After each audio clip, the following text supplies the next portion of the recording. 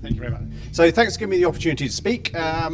So I'm Neil Sebire. I'm actually Professor of Pathology by background. I'm the Chief Clinical Data Officer for HDRUK, and I was asked to give a bit of an overview of HDRUK and how it might fit into this space. And I'm kind of going to start with the end in mind. And the end for me is, for all of us, what would be most useful is if there are things that you think at the end of the talk and the other things you know about HDRUK that we could be doing to help this space, then get in touch, because there is a significant opportunity to mould what is being developed over the next few years for HDR.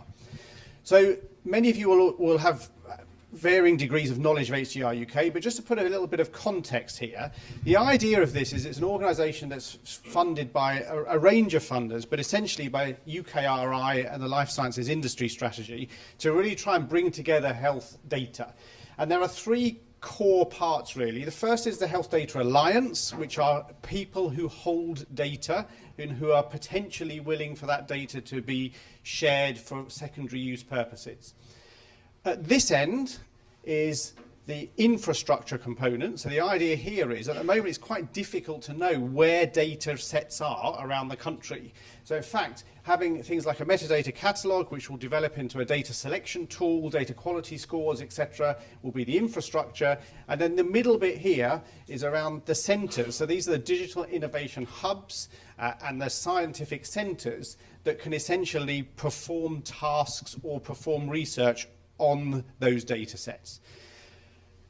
Obviously, crossing all of those are a whole load of other activities and things like what is a trusted research environment, how should you give access to that data, PPI, etc. But the bit that I'm particularly interested in is that number one up there, which is around data standards and quality, and particularly around the principle that there is a lot of focus on let's develop this algorithm, and everyone in the research world is highly excited about that part, but not so much about all the things that are required either side of that to deploy these into clinical practice.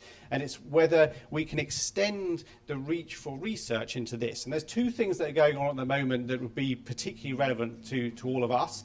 The first is we're going out for a consultation around data quality and standards for HDRUK.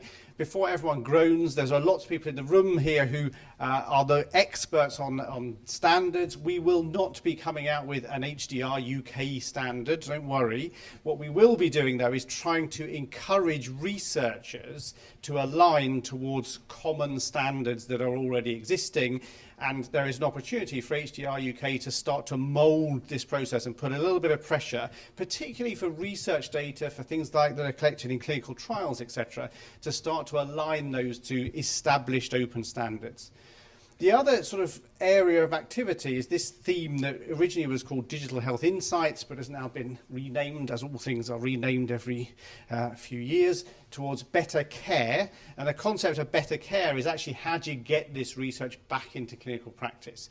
And from the HDRUK perspective, they're interested in how you might be able to support research that is specifically looking at, does it make a difference into real clinical care?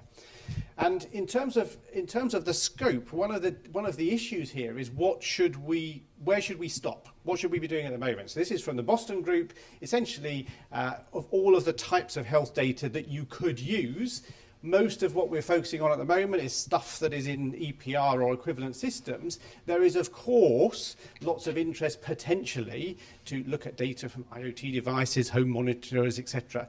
But the issue around all of these is, as you can imagine, highly complex, and we're going to have to make a decision about where we say for now we are interested in health data, which is predominantly around data generated in healthcare organisations as opposed to by patients at home or by devices. But that will clearly have to change. The other area that's become extremely obvious, that is an area that is under-resourced, particularly in the NHS, and underappreciated, is all of the things that are required from essentially a data stewardship perspective to make that data useful. There is a big frustration that I see when, particularly now, the idea that NHS trusts think they've got lots of data and therefore it must be really valuable and we can do all these things with it. is a lack of understanding of all of the infrastructure and the skills that are required to do things with that data. And one of the areas around that HDR UK is looking at is around training and upskilling of analysts, and how we can help with other organisations to help to professionalise that kind of component. In terms of the sort of the data standards, we're not going to be getting into any of the elements of the specifics of the standards. It's around trying to at least get researchers to define beforehand what they are going to be collecting, how they're going to be collecting it. So from my perspective, if we can get to a point in a few years' time where for research health data sets, you can ask a researcher, what data model did you use, or what terminology did you use, that will be a massive advance from where we are now, which is where generally researchers pretty much make up what they're going to collect for their research project without thinking of reusability.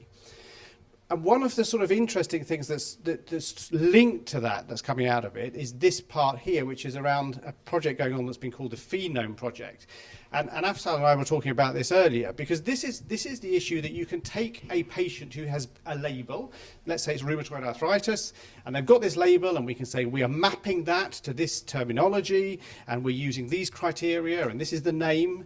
But what that doesn't tell you is how did the patient get that label in the first place? So on what basis? Was this something that a houseman in A&E labelled the patient with, or was this something where the patient has gone to the world expert in rheumatology who has labelled them with this? So the question really is, can you start to build machine-readable definitions that can then be shared? So in other words, can we get to the point where, whether you agree or not with the definition, if we do this across different organisations, we will end up with patients who are essentially the same phenotype or the same group.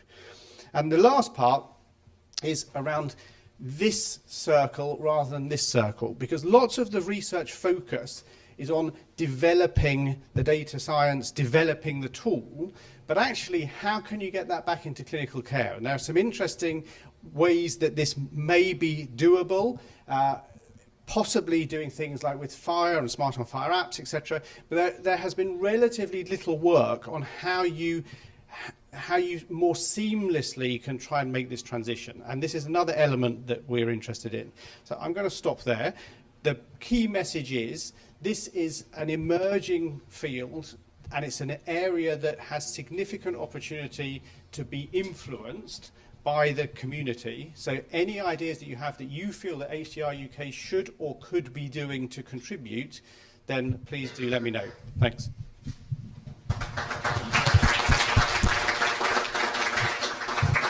Thank you. Perfect unprompted timekeeping. Again, one quick-fire question with one quick-fire answer. Yes, Nicholas at the back.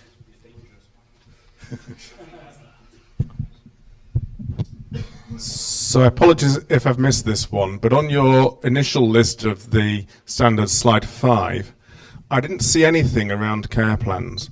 If we're going to do anything with computable biomedical knowledge, it's about changing an individual's care plan, because that is the journey forward.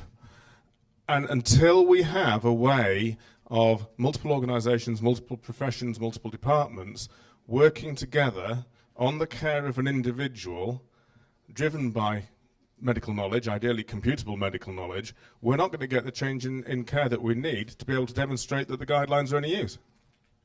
As you know, I completely agree with you.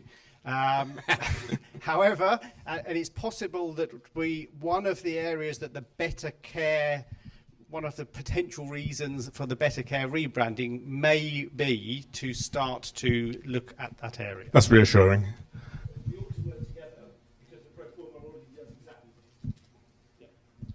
Okay, brilliant. Thank you very much, Neil.